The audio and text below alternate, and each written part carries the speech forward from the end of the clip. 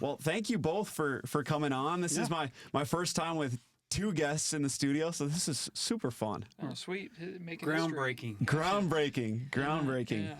Well, I would love it if you guys could introduce yourselves and then maybe just give me like a high-level overview of what you do, and then I would love to dig a little bit more into the history of your business. Okay, great.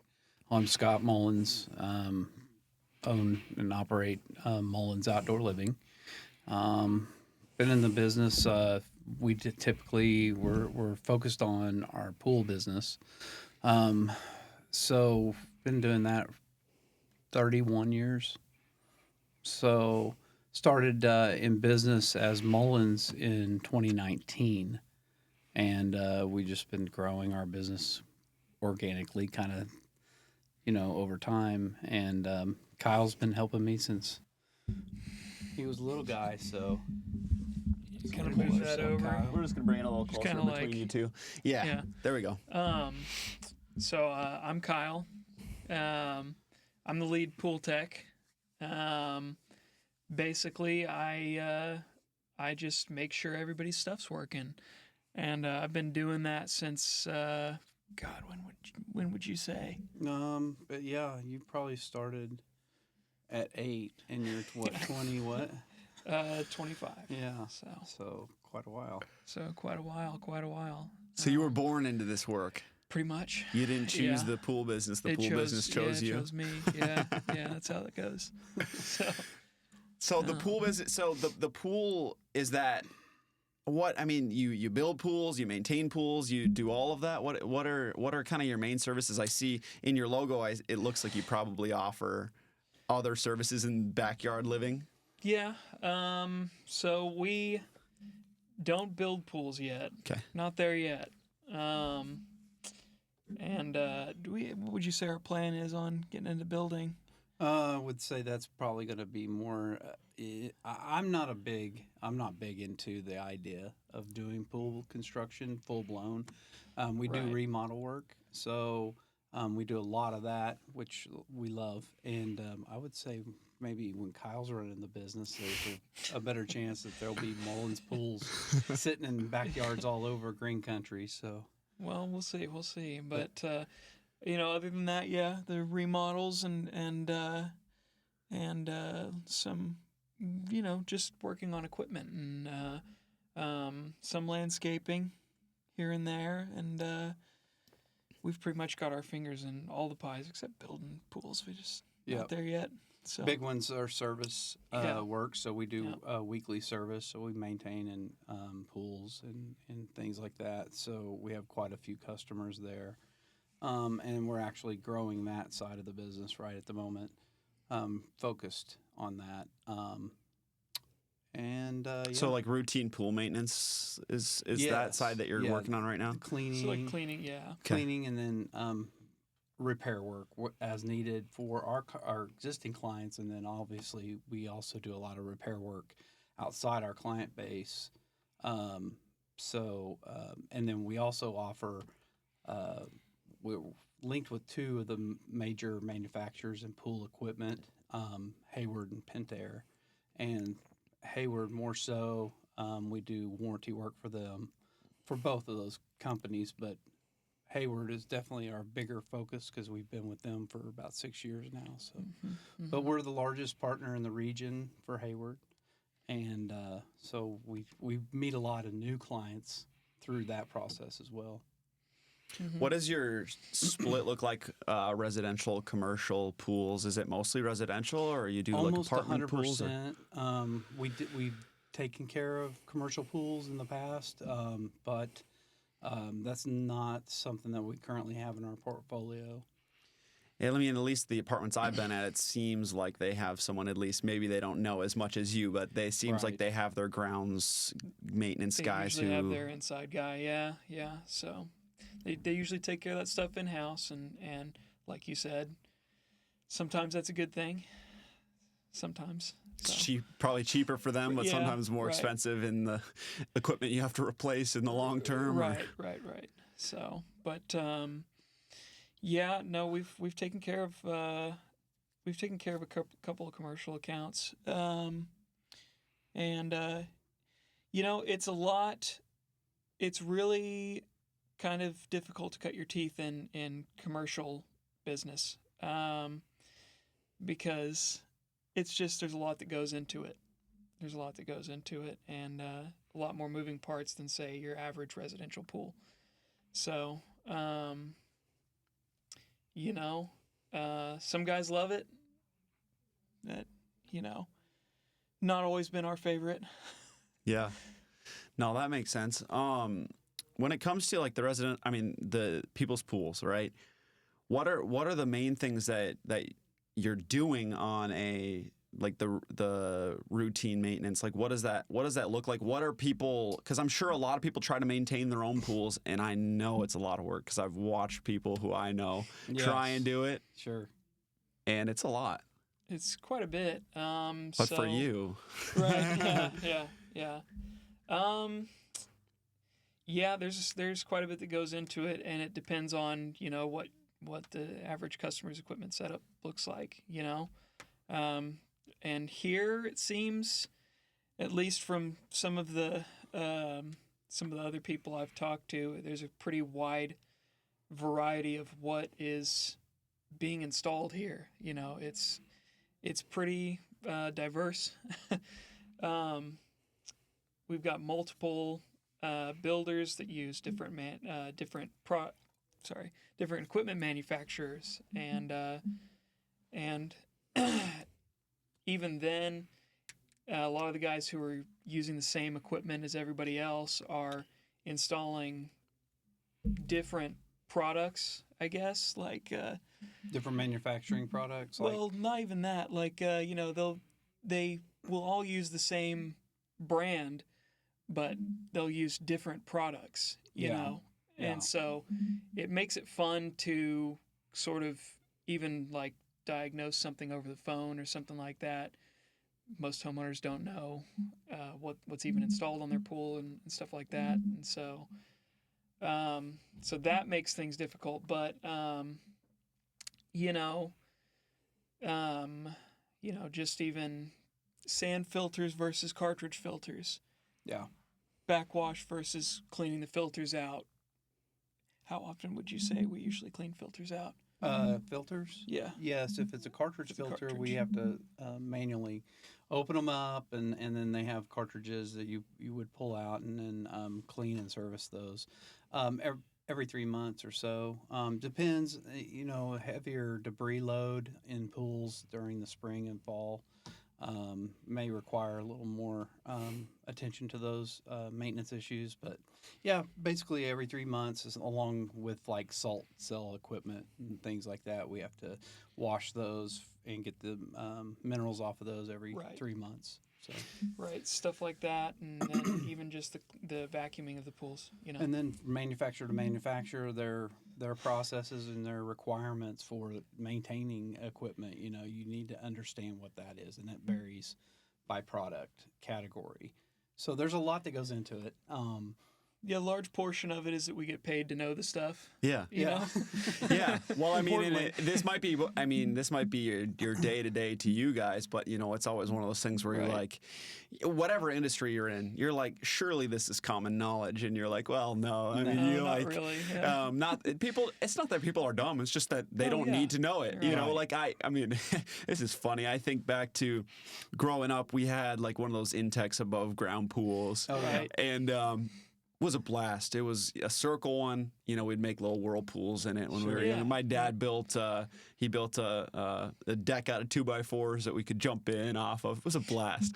But I think back to my mom trying to maintain that thing, and I think we were young enough that we don't really realize how much work and how much the learning curve of her trying to maintain that, test the levels, It turned green more times than she would probably like to admit, especially in the warmer weather.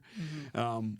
We're like just swimming in our algae pool or whatever it is. But, and I mean, one other thought I had was when my wife and I were looking at buying a house down here, some of the houses that we looked at were like in our price range, and they had a pool. Mm-hmm. Like, it's not as simple as just fill it with water. Like, there's a lot of money and maintenance and that goes into it. And I wasn't quite ready for the pool just yet. But. Yeah. And there's a Yeah. lot of time that a lot of people wouldn't even consider buying a home and, it has a pool. Well, yeah, but then the pool really literally is a luxury item. I mean, people don't realize how much it's like owning a boat. If you ever owned really a boat, is. you're just throwing money in to repair and maintenance and making sure that it doesn't turn green and these things.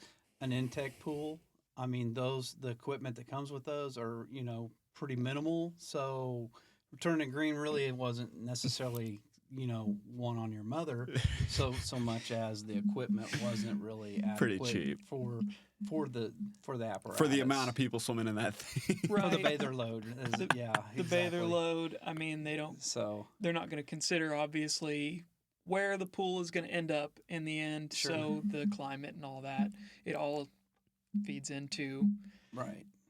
all feeds into that. All Yep. those variables. Yep. And so above ground pools or on ground pools, they call them both. And then the semi in ground pools, even I think there's a builder or two in Oklahoma that do those as well. Those are just different There maintenance was for sure. issues Yeah. typically. So there's a lot more that goes into the maintenance and upkeep on those, especially when it gets into summertime because the water just cooks. Right. In the winter or in the fall, the Gets water very is going hot. to get cold really, really quick because the atmosphere and the way the wind blows and the wind comes sweeping down the plains.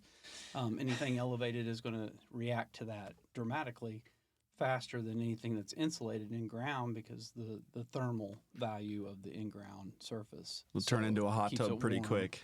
Yeah. Yeah. So any and that's another factor, in pools in general is any elevated. So a lot of folks have very water features and different things like that come along with their pool. So they upgrade to have these different things like waterfalls and different things like that. And those are above and elevated on the ground.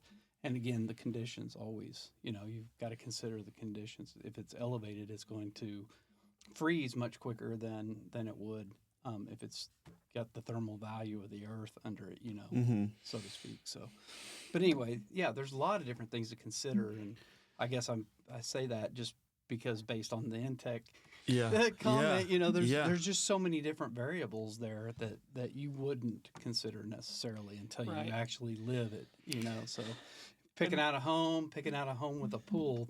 Well, and that's There's how, a lot more that comes with that. That's how it goes as a professional too in this industry. Is you think you've seen everything, but then you really haven't. Yeah. And so until you see something, then you might not necessarily know how to deal with it until you've laid eyes on it, and then through that you learn something, and then it's just those experiences over and over again is what turns you into somebody who knows what they're talking about. I guess Right. Yeah.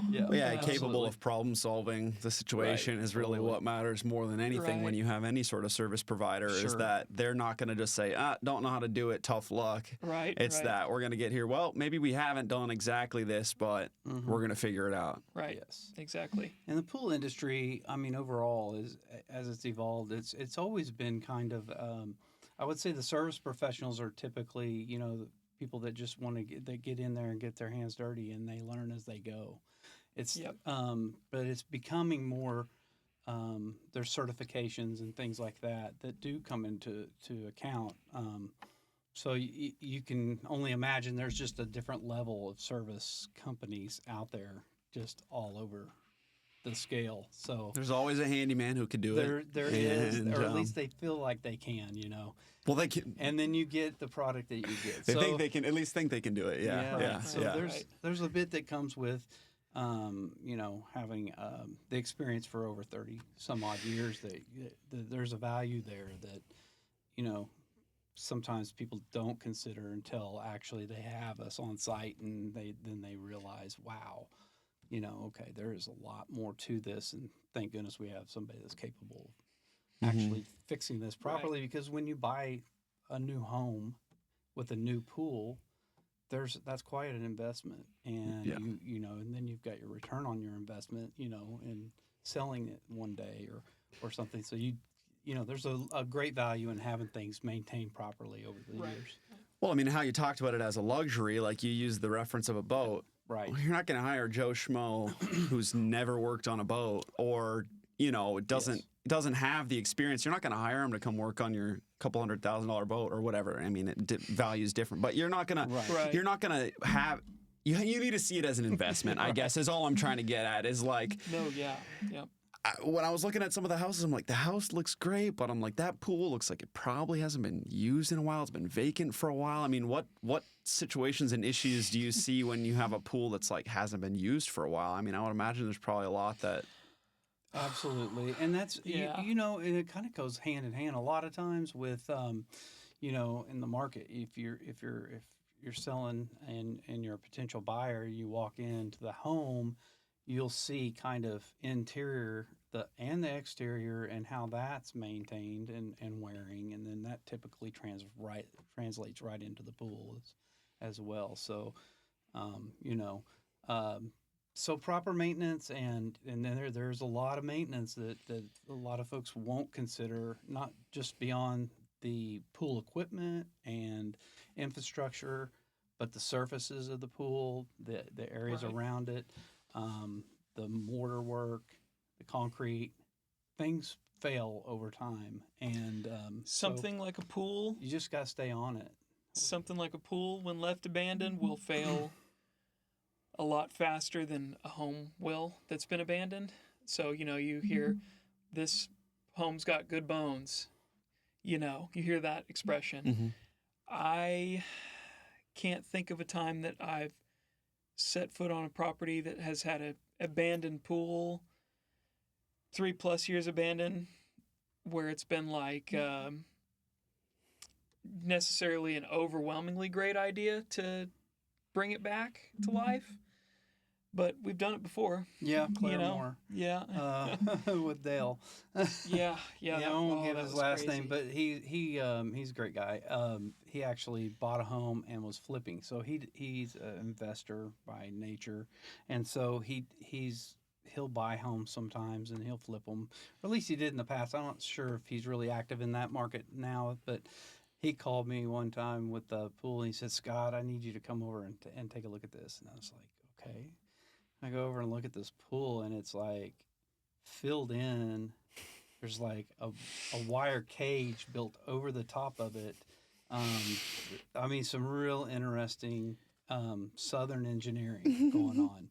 And it's an old fiberglass pool. Literally, he's like, "So what do you think? Can we get it back up and going?" And I'm like, "Dale, I really don't know if it's a good idea, but you know what? I'm kind of up for just to see what could happen.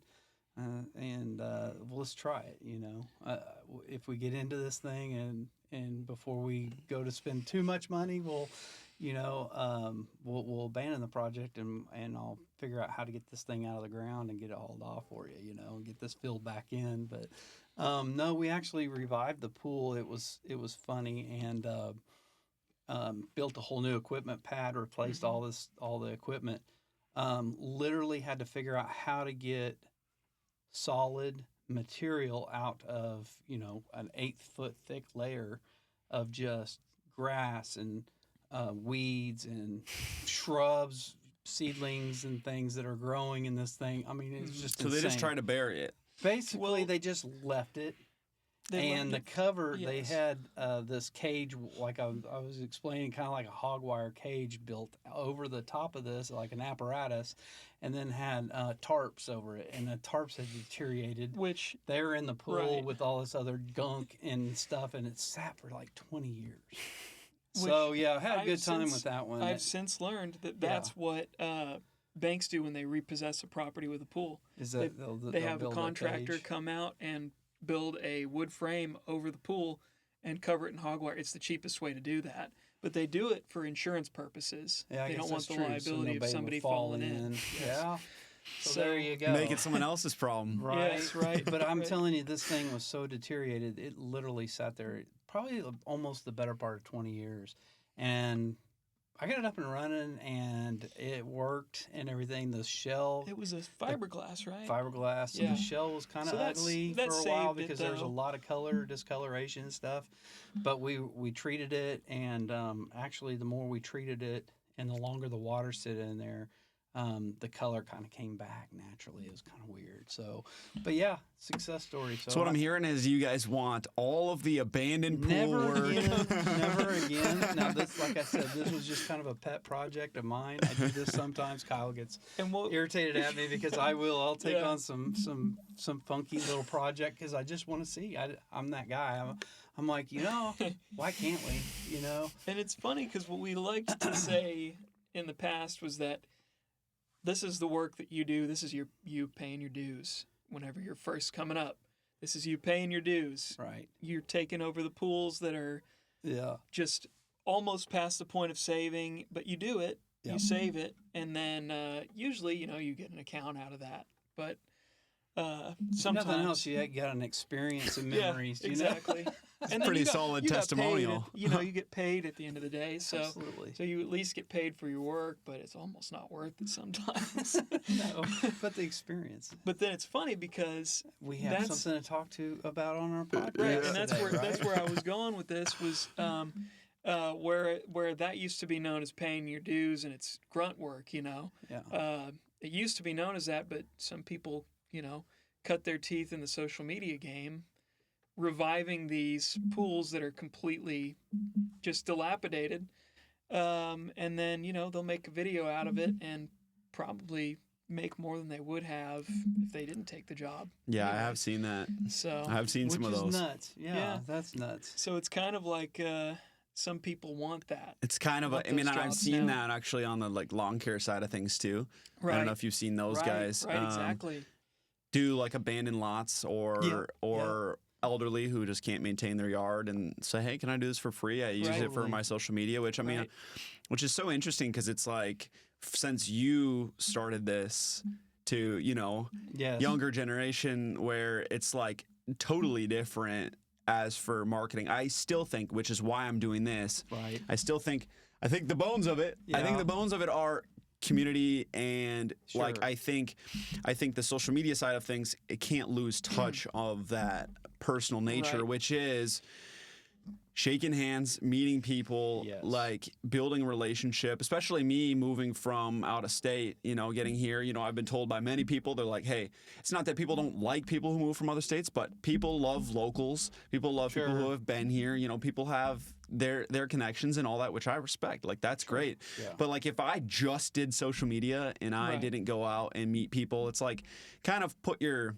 not money where your mouth is, but you gotta be in the community where it's if it was just media, I don't know exactly where I was going with that, but it's really about the personal touch to it. Yeah, grassroots is better, and local community and being a pillar of the local communities, it's good. That's what we were made for, I think. Right, and traditionally word of mouth advertising was always that was the way business was done in our industry, for years and years and years. But things are evolving, so you have to get in at least a little bit on the marketing side of things. Leave money on the table if you don't. For sure. And that's the juggle, right? You're you don't want to lose a personal touch. You still need to have a presence in the community, but also it's you have to the power the power that you have with online media is mind blowing. Even consistent video or whatever it is for businesses it's a huge thing. And for me with this, I wouldn't have met you if I wasn't sharing on social media. But I also am I still have to meet the businesses here. I can't just. The point being, relationships matter. Sure. Meeting people and getting in understanding their businesses. That's where I think I was a little bit discouraged with the marketing industry.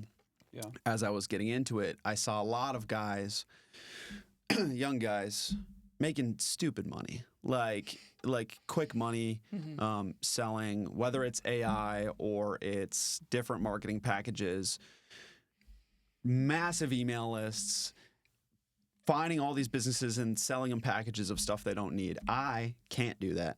Yeah. and that is blessing and a curse. I think God is going to reward me for that, where I'm like, hey, I'm doing things the right way, where I'm like, I want to meet people, build relationships, build trust before I try to sell stuff, where I just, the industry, I've seen it so much where it's almost predatory on small businesses because they use all these big words now with AI and all this, and sometimes it's services that you don't need and you're never going to meet them, so they don't have to answer to you. Right. So Yeah. you just pay them thousands of dollars and then they just can go ghost if you get upset. So Totally. Yeah. And we've run into similar situations. that was my with rant. that. I'm done. Yeah, there you go. Yeah, but yeah, you get in, and then there's the buzzwords, like SEO and CRM and all this, and people are like, "What?" Yeah. Just the generic guy, that's doing. That's all foreign to them, and you're right. Somebody can take advantage of that, of that lack of knowledge, and then rip you off, so to speak. I'll be curious to ask you. You've been in business for over 30 years. Yes. What is kept you in business for that long? Because it's not often that you meet businesses that have been around. 10%. I have a lot of customer service, customer related acumen from previous employment prior to Pools, and even during some of that 30-year span where I was in management and different things like that. So I've leveraged or leaned into that experience quite heavily over the years, and just built relationships one at a time. Some good, some bad. Your personalities. There's always varying personalities, and there's just people that you can't please, and you have to be good with that. But over the duration and the lifespan, that's the best, most secure way to build a business. And that's where the rubber meets the road. So you can market and you can do all the fancy things, but once you get in front of that customer, their experience, on site during the project, whatever the case may be, that's where your value is, and that's where you grow. What would be a piece of advice you would have for young entrepreneurs, or when you're talking to your son? Like, what are Best thing is just to leverage technology, because the technology is very powerful. Like you said, the tools are extremely valuable, and if you can lean into that, man, you're really doing well. But then the proof is on the back end is the actual service, and the relationships and the human value. That's the key. And especially in a market like Tulsa Metropolitan, Broken Arrow, Owasso, Skiatook, every community is a little different as well. And so, being a native Oklahoman, native to this area, you grow up and you understand that. Being from the outside, I imagine that would be one of the things that I would say to somebody that's new to the area is there's a lot of the best value is in the relationship, and that is considering how would I want things to run up front, and build from there. Yeah, that makes me. Sorry, that was a long rant. No, that's good. No, that's really good. It's truth. Well, it makes me think of like it's easy to overpromise and underdeliver. Totally. And I think that's what I was kind of trying to get at when I was talking about the whole marketing rant is you can overpromise on results and underdeliver and really drop the ball when it comes to customer service. I also think with even industries like yours or any service business, it's really easy, I'll say, to look professional now, to make a logo, to make branding, to do some posts, to hire a VA to manage your social media, whatever it ends up being, right? It's really easy to do all that. But where I'm like, I think the people who really, really are down and dirty doing it well, they don't have that same online presence because they're doing the work really, really well. That's not to say if somebody has a good page, they don't do the work well. Sure. But I think sometimes if we put branding and our online personality and look before the work itself, I think that's where I'm seeing younger people failing, where we go, I'm going to make this really beautiful looking brand, but I'm not going to know the first thing about what I'm actually doing. Correct. Yeah. So. Yeah, and that's true. So true, because we go back to the marketing. I mean, honestly have done very little marketing per se in all the years that I've been doing the business. Word of mouth, referral work, and things like that. Because of that, you're right. You could, the slick new look, the slick new videos, the slick this and that. If there's no substance behind that, then you're really not getting what you pay for. It's the guy that may not be as shiny or out there like ourselves that everybody knows about or whatever, but they hear from a friend or a relative or somebody through the grapevine that they trust.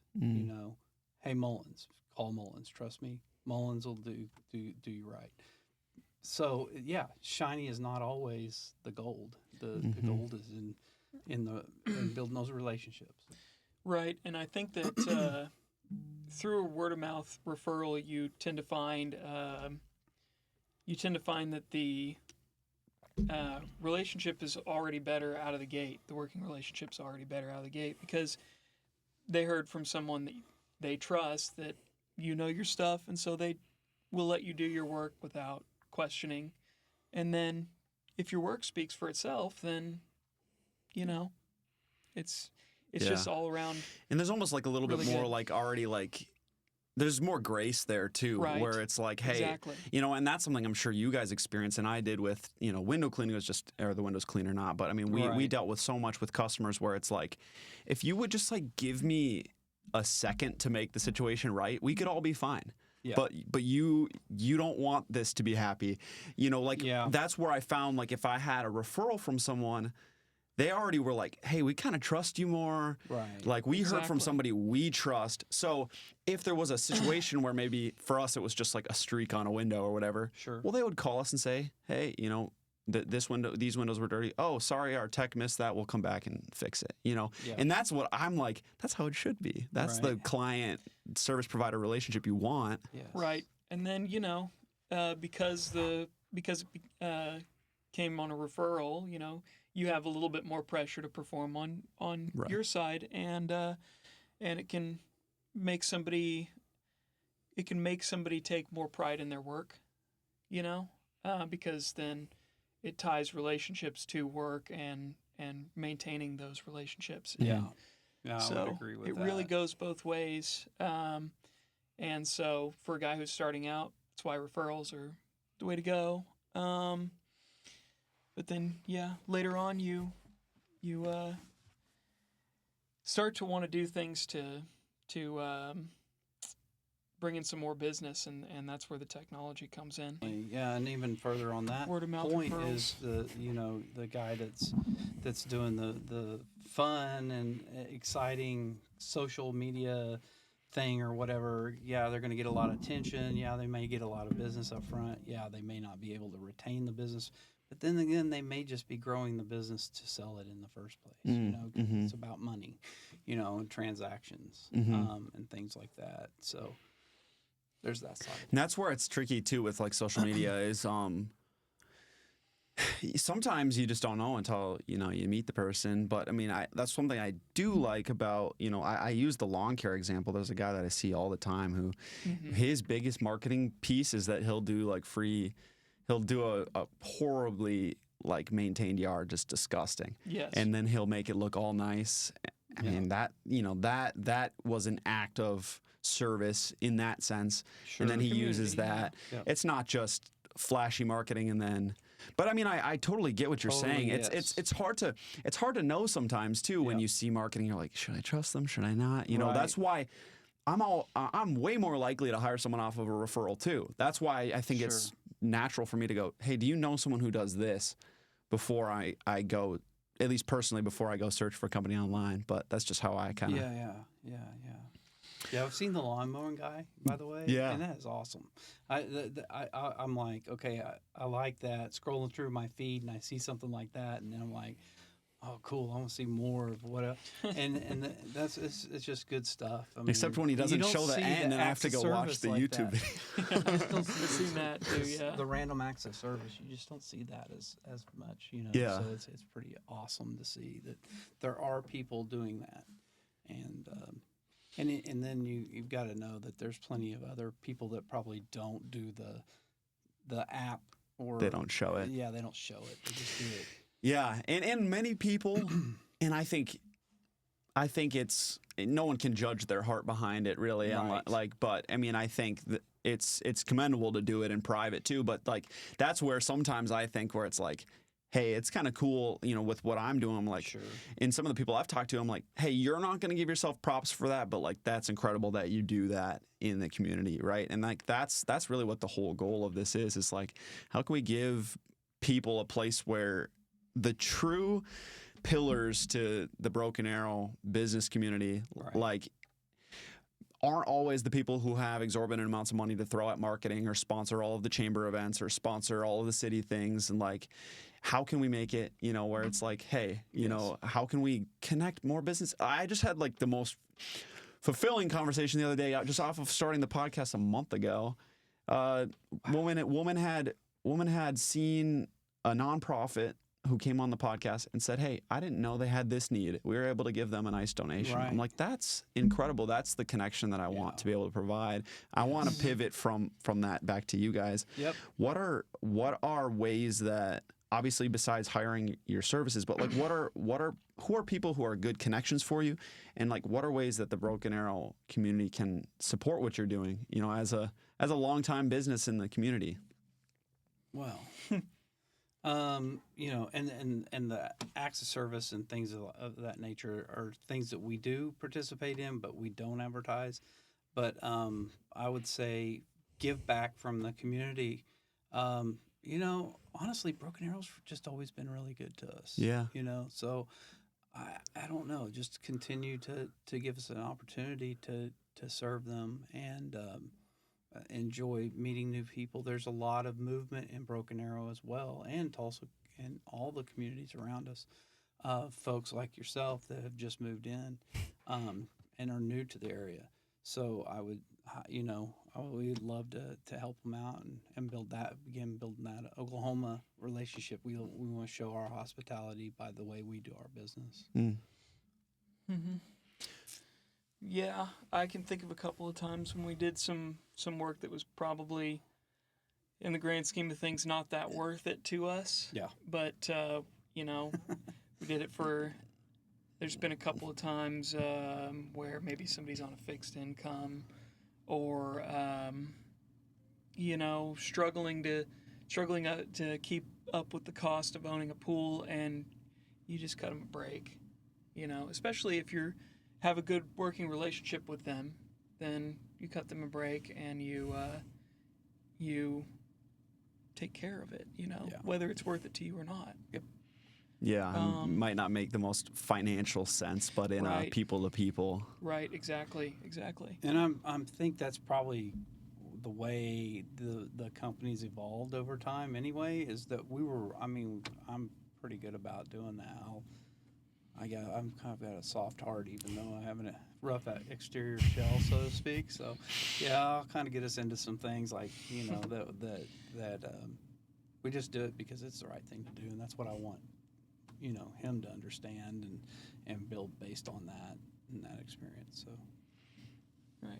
What are the best ways if somebody wants your services? What's the best way for them to reach out to you? Obviously, you have a lot of channels, but what's going to be the best way for you guys? Facebook, phone, text. We're flexible, so our actual office number is a cell phone, so you can talk, text, whatever. Reach out to us on social media through Facebook, Instagram. How else? Email. All those things. Or all of them. Yeah, yeah, really, very much so. But we're You'll smaller. find us. We're You'll a smaller find- company. We're growing, but we're doing it, in phases, slow progress. So not ramping up to be, the overnight sensation. We're just growing over time. Building something that lasts. We're going to be that name that's going to be in the community for a long, long, long time. So. And just Hopefully. doing the work, Yep. Just getting the work done. Yeah. Right. More than anything else. I mean, that's the most important thing, it and making is- people it really happy. is. It really is. So, we're not here to make a living off of one service call. You know, it's over many thousands and thousands and thousands of service calls and experiences. So. Well, that's awesome. Well, thanks for coming on. Thanks for being my first 2 guests. Yeah, in I'm one time. excited about it. Yeah. Yeah, I saw this opportunity. And I'm like, this is a great idea. I think it's great that somebody's come into the community and seen this need, and you have the heart for it, and this is what you want to do, because it's great and it's needed. It very much is needed in this community. Well, thank you for reaching out. Yeah, man. Yeah, and we really appreciate it.